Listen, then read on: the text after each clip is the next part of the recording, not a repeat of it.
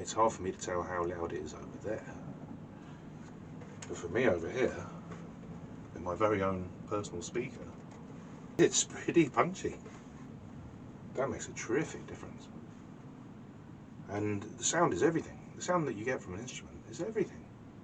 That's half the problem I found with the banjos. I tend to play too loudly. I tend to play too hard because I'm not hearing it like the audience is.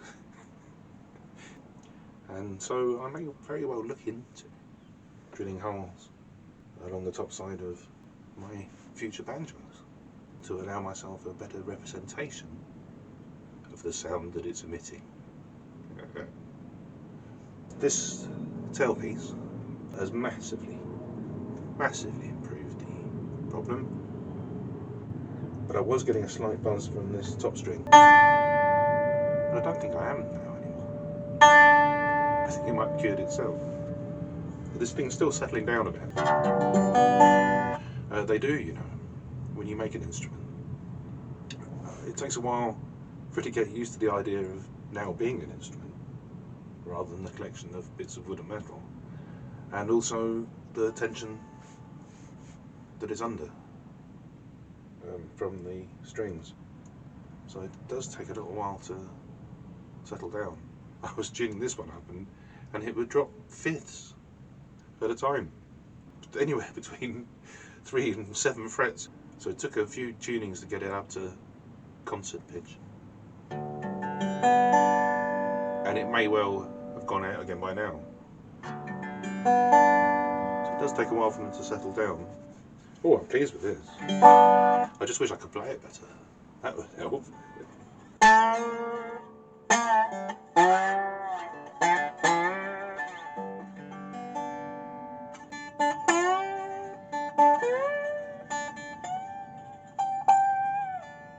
You've got to be pretty pleased with that.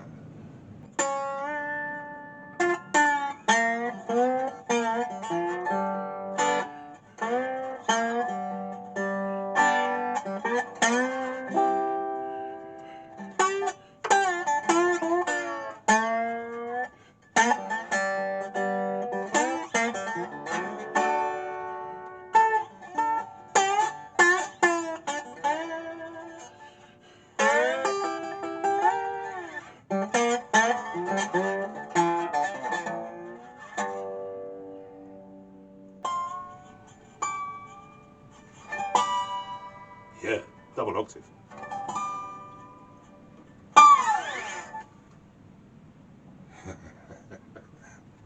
Oh, I'm going to have fun with this.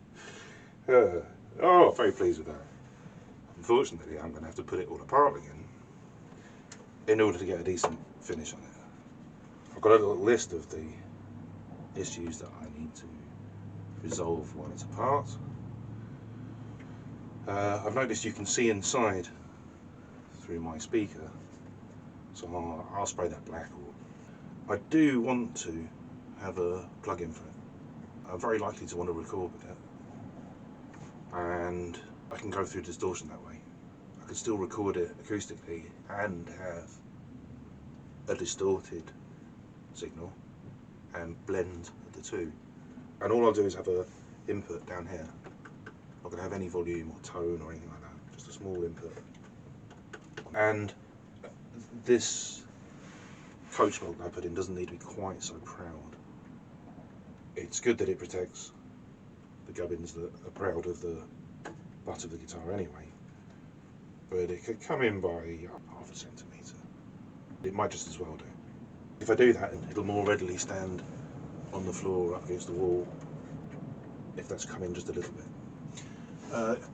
Yeah, and that's about it really. Oh, and I might make an ebony bridge for it. Now I've got this as a template. Ebony's harder, and so yeah, I think I might bother to do that. Make an ebony. Is it raining again? Oh, I've got work to do outside. It didn't forecast rain today. Oh, this country, honestly. Yeah, ebony. I've got to make the bridge out of ebony, and do something about the intonation. I've got a problem with the intonation because the action's quite high, and it wants to be quite high for a bottleneck playing.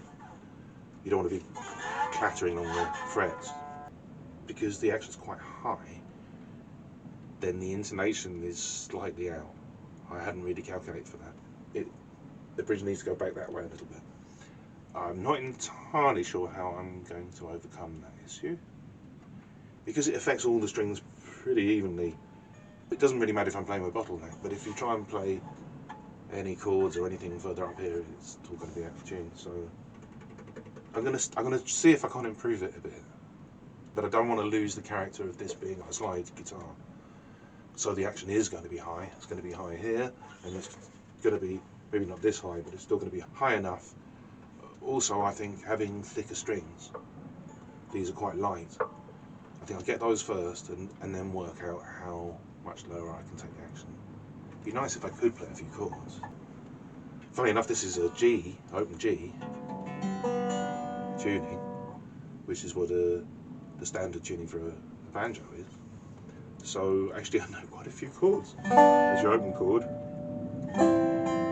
that'll be your C, and then that'll be your D,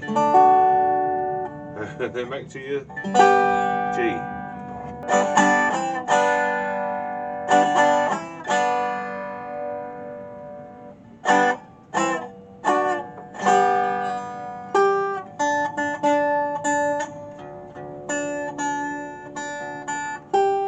See, you can hear already that's out of tune.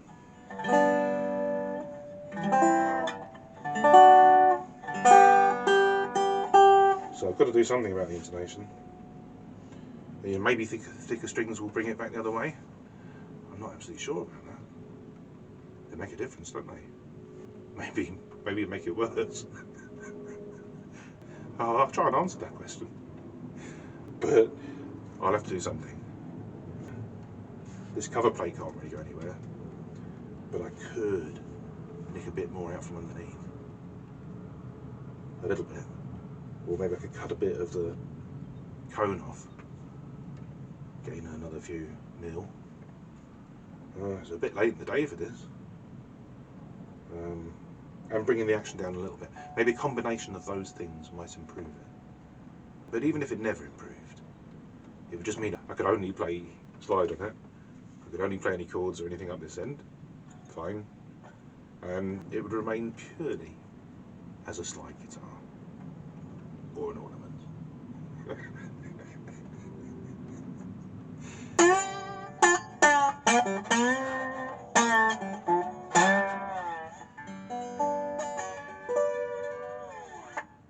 It's certainly got the authentic sound.